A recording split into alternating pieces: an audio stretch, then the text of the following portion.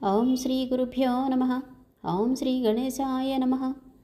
ఓం నమ శివాయ. ఓం నమ శివాయ. ఓం నమ శివాయ. ఓం శ్రీ హరిహరాభ్యాం నమ. కార్తీక మాసం 12వ రోజు 12వ అధ్యాయం. ద్వాదశి ప్రశంస. మహారాజా, కార్తీక మాసమున, అందులోనూ కార్తీక సోమవారమున, అందులోనూ కార్తీక ద్వాదశి వ్రతమును గురించి, సాలగ్రామపు మహిమలను గురించి వివరించెదను వినుము అని వశిష్ఠ మహాముని జనక మహారాజుతో ఈ విధంగా చెప్పడం ప్రారంభించారు. కార్తీక సోమవారం నాడు ఉదయాన్నే లేచి కాలకృత్యములు తీర్చుకొని నదికి వెళ్ళి స్నానం చేసి ఆచమనం చేయాలి.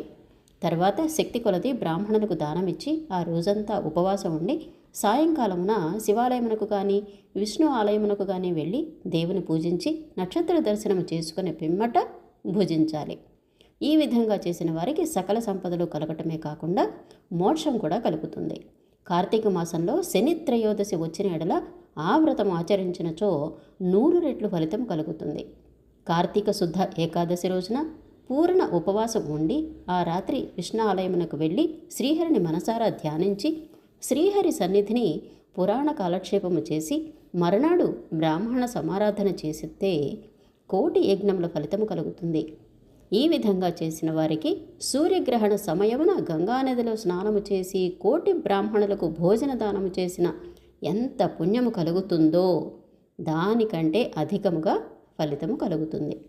కార్తీక శుద్ధ ద్వాదశి నాడు శ్రీమన్నారాయణుడు శేషపాన్పు నుండి లేస్తాడు కనుక కార్తీక శుద్ధ ద్వాదశి వ్రతము విష్ణువునకు ఇష్టము. ఆ రోజున శ్రీమంతులెవ్వరైనా ఆవు కొమ్ములకు బంగారు తొడుగులు తగిలించి ఆవు కాళ్లకు వెండి డెక్కలు తగిలించి దూడతో సహా బ్రాహ్మణునకు దానమిచ్చిన ఎడల ఆ ఆవు శరీరమందు ఎన్ని రోమములు కలవో అన్ని సంవత్సరాలు ఇంద్రలోకంలో స్వర్గ సుఖాలని అనుభవిస్తారు. కార్తీక మాసమందు వస్త్రదానం చేసినా కూడా గొప్ప ఫలితం కలుగుతుంది. ఇంకా కార్తీక శుద్ధ పాడ్యమి రోజున, కార్తీక పౌర్ణమి రోజున కంచు పాత్రలో ఆవు నెయ్యి పోసి దీపముంచిన వారు పూర్వజన్మమందు చేసిన సకల పాపములు హరించును. ద్వాదశి నాడు యజ్ఞోపవీతములు దక్షిణతో బ్రాహ్మణులకు దానమిచ్చిన వారు ఇహ పర సుఖాన్ని పొందుతారు. ద్వాదశి రోజున బంగారు తులసి చెట్టును కానీ సాల గ్రామమును కానీ ఒక బ్రాహ్మణులకు దానమిచ్చిన ఎడల 4 సముద్రాల మధ్యనున్న భూమిని దానం చేసినంత ఫలితం కలుగుతుంది. దీనికి ఉదాహరణగా ఒక కథ చెప్తాను, శ్రద్ధగా ఆలకింపుము అని చెప్పడం ప్రారంభించారు. ఎవరు? వశిష్ఠుల వారు. ఎవరితో? జనక మహారాజుతో. సాలగ్రామ దాన మహిమ. పూర్వము అఖండ గోదావరి నదీ తీరమంతలి ఒకనొక పల్లెయందు ఒక వైశ్యుడు నివసిస్తున్నాడు. అతను మిక్కిలి దురాశపరుడే నిత్యము ధనాన్ని కూడబెడుచు తాను అనుభవించక ఇతరులకు పెట్టక బేదలకు దాన ధర్మములు చెయ్యక ఎల్లప్పుడూ పరనిందలతో తానే గొప్ప శ్రీమంతుడిగా వెర్రవీగుచు ఏ జీవికి కూడా ఉపకారమైనను చెయ్యక పరుల ద్రవ్యమును ఎలా అపహరించవచ్చు అనే కుత్సిత బుద్ధితో కాలం గడుపుతూ ఉన్నాడు. అతను ఒకరోజు తన గ్రామమునకు సమీపంలో ఉన్న పల్లెలో నివసిస్తున్న ఒక బ్రాహ్మణునకు తన వద్దనున్న ధనాన్ని పెద్ద వడ్డీకి అప్పు ఇచ్చాడు. ఇలా కొంతకాలానికి తన సొమ్ము తనకిమ్మని అడగ్గా ఆ విప్రుడు, అయ్యా, తమకియ్యవలసిన ధనాన్ని 1 నెల రోజుల గడువులో ఇస్తాను, మీ రుణం ఉంచుకోను. ఈ జన్మలో తీర్చలేకపోయిన ఎడల మరు జన్మములో మీ ఇంట ఏ జంతువుగానో పుట్టైనా సరే మీ రుణాన్ని తీర్చుకోగలను అని సవినయంగా వేడుకున్నాడు. ఆ మాటలకి ఆ కోమటి మండిపడి, అలా వీల్లేదు, నా సొమ్ము నాకిప్పుడే ఇవ్వాలి, లేని ఎడల నీ కంఠాన్ని నరికివేస్తాను అని ఆవేశంతో వెనక ముందు ఆలోచించక తన దగ్గరున్న కత్తితో ఆ బ్రాహ్మణుని గొంతు కోశాడు. వెంటనే ఆ బ్రాహ్మణుడు గిలగిలా తన్నుకొని చనిపోయాడు. ఆ కోమటి భయపడి అక్కడనే ఉన్నచో రాజభటులు వచ్చి పట్టుకొందురేమో అని భయపడి తన గ్రామానికి పారిపోయాడు.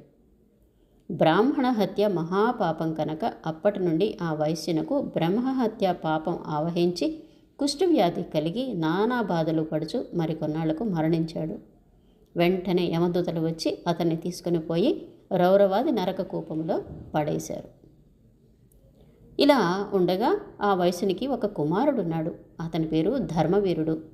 ఆ పేరునకు తగినట్టుగానే తండ్రి సంపాదించిన ధనాన్ని చక్కగా దాన ధర్మాలు చేస్తూ పుణ్యకర్మలు ఆచరించుచు, నీడ కొరకై చెట్లు నాటించుతూ, నూతులు చెరువులు త్రవ్వించుచు, సకల జనులను సంతోషపెట్టుచు చక్కగా మంచి కీర్తిని సంపాదించాడు. ఇలా ఉండగా కొంతకాలానికి త్రిలోక సంచారియగు నారదుల వారు యమలోకము దర్శించి భూలోకానికి వచ్చి త్రోవలో ధర్మవీరుని ఇంటికి వేయించేశారు. ధర్మవీరుడు చక్కగా నారదుల వారికి సాష్టాంగ దండ ప్రణామములు ఆచరించి విష్ణుదేవునిగా భావించి అర్ఘ్య పాద్యాది విధుల చేత చక్కగా సత్కరించి చేతులు జోడించి, మహానుభావ, నా పుణ్యము కొలది నేడు తమ దర్శనము లభించినది. నేను ధన్యుడను. నా జన్మ తరించినది. నా ఇల్లు పావనమైనది. శక్తి కొలది నే చేయు సత్కారములను స్వీకరించి తమరు వచ్చిన కార్యమును విశదీకరించండి అని చక్కగా వినయంగా వేడుకున్నాడు. అప్పుడు నారదుల వారు చిరునవ్వు నవ్వి, ఓ ధర్మవీర, నేను నీకొక హితవు చెప్పదలిచి ఇక్కడికి వచ్చాను. శ్రీ మహావిష్ణువునకు కార్తీక మాసంలో శుద్ధ ద్వాదశి మహాప్రీతికరమైన రోజు. ఆ రోజున స్నాన దాన జపాదులలో ఏవి చేసినను అత్యంత ఫలం కలుగుతుంది. 4 జాతులలో ఏ జాతి వారైనను, స్త్రీ అయినా, పురుషుడైనా, జారుడైనా, చోరుడైనా, పతివ్రత అయినా, వ్యభిచారిణి అయినా, కార్తీక శుద్ధ ద్వాదశి రోజున సూర్యుడు తులారాశి యందు ఉండగా నిష్ఠగా ఉపవాసం ఉండి సాలగ్రామ దానములు చేసిన ఎడల వెనుకటి జన్మలందు ఈ జన్మమందు చేసిన పాపములు పోతాయి. నీ తండ్రి యమలోకంలో మహానరకాన్ని అనుభవిస్తున్నాడు. అతనిని ఉద్ధరించటానికై నీవు సాలగ్రామం దానము చేయక తప్పదు. అలా చేసి నీ తండ్రి రుణాన్ని తీర్చుకోనాయనా అని చెప్పాడు. అప్పుడు ధర్మవీరుడు, నారద మునివర్య, నేను గోదానము, భూదానము, హిరణ్యదానము మొదలగు మహాదానాలు చేసి ఉన్నాను. అటువంటి దానములు చేయగా నా తండ్రికి మోక్షము కలుగునప్పుడు ఈ సాలగ్రామం అనే రాతిని దానం చేసినంత మాత్రాన ఆయన ఎలా ఉద్ధరింపబడతాడు అనే సంశయం కలుగుతున్నది. దీనివలన ఆకలి కొన్న వారి ఆకలి తీరునా, దాహము కొన్నవానికి దాహము తీరునా, ఎందులకి దానం చేయాలి? నేను ఈ సాలగ్రామ దానాన్ని ఏ మాత్రము చేయజాలను అని నిష్కర్షగా చెప్పేశాడు. ధర్మవీరుని అవివేకానికి విచారించి, ఓ వైశ్యుడా, సాలగ్రామమును శిలామాత్రంగా ఆలోచించావు. అది శిల కాదు, శ్రీహరి యొక్క రూపం. అన్ని దానముల కంటే సాలగ్రామ దానము చేసినచో కలుగు ఫలితమే గొప్పది. నీ తండ్రిని నరకబాధ నుండి విముక్తిని కావింపతలిస్తే ఈ దానము తప్ప మరొక మార్గము లేదు అని చెప్పి నారదుల వారు వెళ్ళిపోయారు. ధర్మవీరుడు ధనబలము గలవాడై ఉండియు దాన సామర్థ్యము కలిగి ఉండియు కూడా సాలగ్రామ దానం చేయలేదు. కొంతకాలానికి అతడు కూడా చనిపోయాడు. నారదుడు చెప్పిన హితబోధను పెడచెవిన పెట్టుట చేత మరణానంతరము 7 జన్మలయందు పులిగా పుట్టి, మరి 3 జన్మలందు వానరమై పుట్టి, ఇంకో 5 జన్మలు ఎద్దుగా పుట్టి, మరో 10 జన్మలు మానవ స్త్రీగా పుట్టి, ఇంకో 10 జన్మలు పందిగా జన్మించి ఉన్నాడు. అలా జరిగిన తర్వాత 11వ జన్మలో ఒక పేద బ్రాహ్మణుని ఎంట స్త్రీగా పుట్టగా ఆమెకు యవ్వన కాలము రాగా ఆ పేద బ్రాహ్మణుడు ఒక విద్వాంసునికి ఇచ్చి పెండ్లి చేశాడు. పెండ్లైన కొంతకాలానికి ఆమె భర్త చనిపోయాడు.